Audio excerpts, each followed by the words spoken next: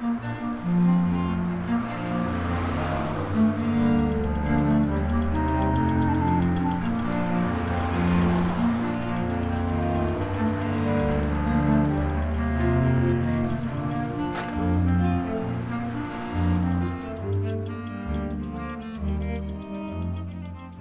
exterior view is a very grand house. It was built on what was the beginning of the A3, so the King would have travelled and Queen Victoria certainly would have travelled down here in their carriage on the way to Brighton. And the whole aspect of the road was set out as a new avenue entering into London and Westminster via Lambeth. Well, I suppose what we do is fairly unique in many respects, because we have to try and understand what's the best for the building and what's the best for us. We always say there are three people in this arrangement. There's the client, there's the contractor, and there's the house. And really the house is the most important, because that's the one thing that's going to outlive everybody else. And that's the one reason why we've been brought together. But as far as repairing the house is concerned, there's an awful lot of kind of intellectual thought that has to go into the process of repair and conservation as opposed to restoration.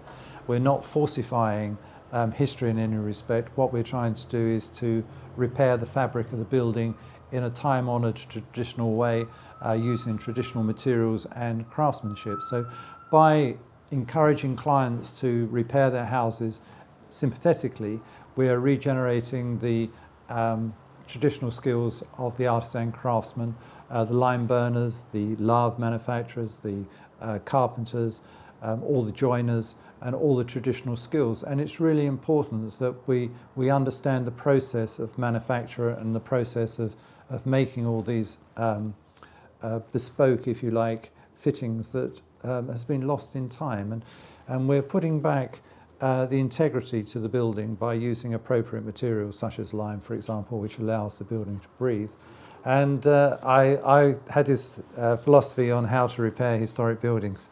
And I was working in a set way, doing tile repairs, working with lime, trying to find out what this material was that had horsehair in it, an aggregate. How do you get it? It's obviously not cement, it's very soft. And I was trying to find out where you can acquire lime from.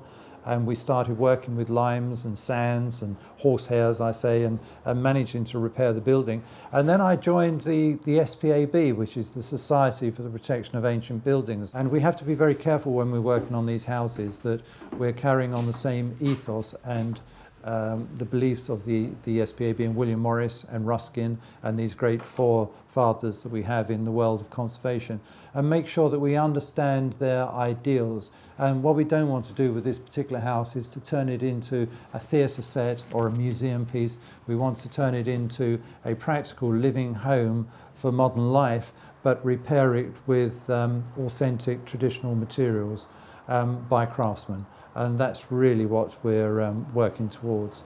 And what was pleasing with coming across the SPAB was that I suddenly realised there are other people out there who have exactly the same beliefs as I have.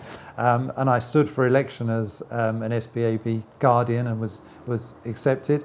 And I've been a Guardian now for 6 years. And then I was asked to become a member of the technical panel, and now I'm vice chair of the SPAB technical panel. And every year we're changing slightly and becoming a little bit more used to understanding fabric and material and how craftsmen can actually work with it. So it's an ongoing development, but it's something that we have to take on board all the time. It's this philosophical approach to the repair of historic buildings. So there was a nice surprise when I started working here for Stephen to find out that there was a coincidence close to my heart, which was that Barry O'Meara lived here, an Irishman, and was physician to Napoleon. And when he was thrown off the job, the next in line, another physician, Irish physician, was from Cove, my hometown. So since I've been working here, I've been working on various things such as removing plaster, cement-based plaster from the front of the house, digging out the front garden where there used to be an old vaulted coal hole that we're hoping to resurrect. I've particular interest in the future of returning to Ireland and getting involved in conservation back there. During my scholarship last year, we visited Ireland, and it was quite frightening to see what was being done to some of the historical buildings back there. So if I could get as much experience as I could over the next few years, I'd like to maybe have my own little practice and get involved in that back there. Out of coincidence, my client's friend suddenly found 2 volumes of this book in South Africa, and he phoned up and said, I've just found these 2 books, wonder whether you're interested. And it's about Napoleon in Exile, a voice from St. Helena, the opinions and reflections of Napoleon, written by Barry O'Meara, his late surgeon. And my client's friend acquired these for him, and these are first editions, and they're signed, and they are the transcripts of Napoleon's very words. So once again, these books have been returned to where they were written. 17th. Napoleon in very good spirits. Demanded what the news was. I informed him that the ladies he'd received a few days before were highly delighted with his manners, especially, as from what they'd read and heard, they'd been prepossessed with opinions of a very different nature. Ah, said he, laughing. I suppose that they imagined I was some ferocious horned animal. The problem we had in the hallway was that we actually had 4 inches of differential settlement across the width of the hallway, which was quite a problem really, because when you walk into the house, it sets the scene for the rest of the building. So you come in and all of a sudden you're kind of walking at an angle. It's quite uncomfortable. So we decided that instead of raising the floor and straightening it out, we decided to drop the floor.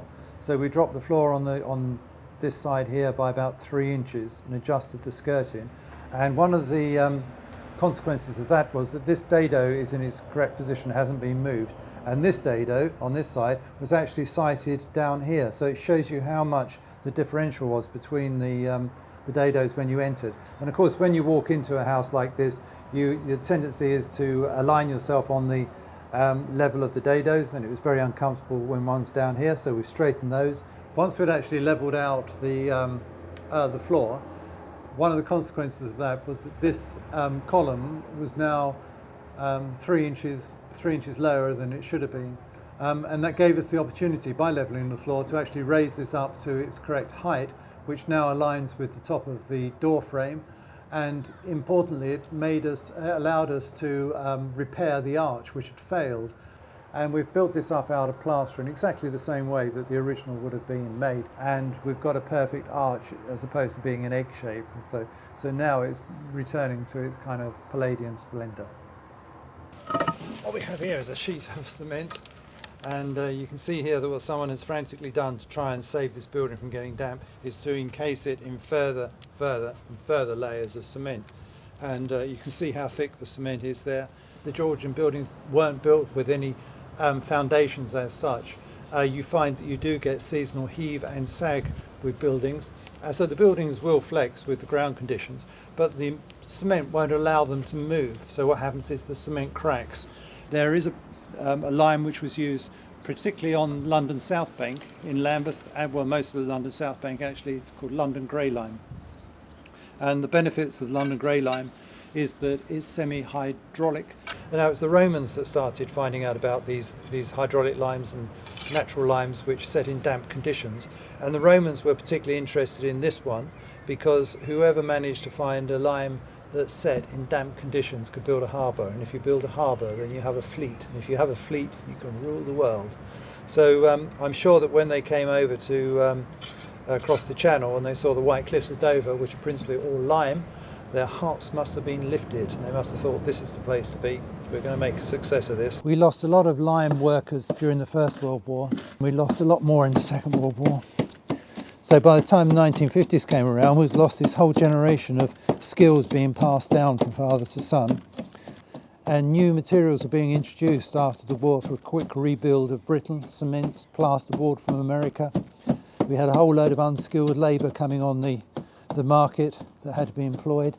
So it's easier to knock up a cement, do the job, walk away from it, don't worry about it. The lime that we knock up now, this will last for hundreds of years. Personally, I love this. I could do this all day long.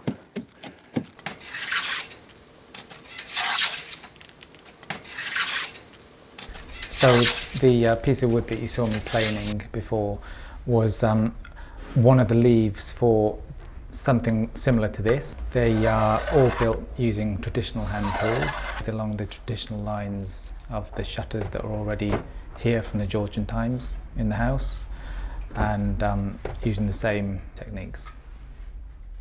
When we did some research and we looked in the survey of London produced by English Heritage, they had some doors which were actually in Kennington Road, and those doors had this strange kind of section which were put in them, so we've based these doors on that design. We prefer to make obviously all the doors and timbers out of one species of timber, and we would use either Siberian larch or Scandinavian redwood, which was used in the house when it was first built. But we found problems with both the redwood and the Scandinavian Siberian larch, purely because of the size of the trees that you get these days. So it's 3 different species of pine in this door, but we've had to go to that purely because we haven't got the resources that they had during the Georgian period for these high quality big timbers.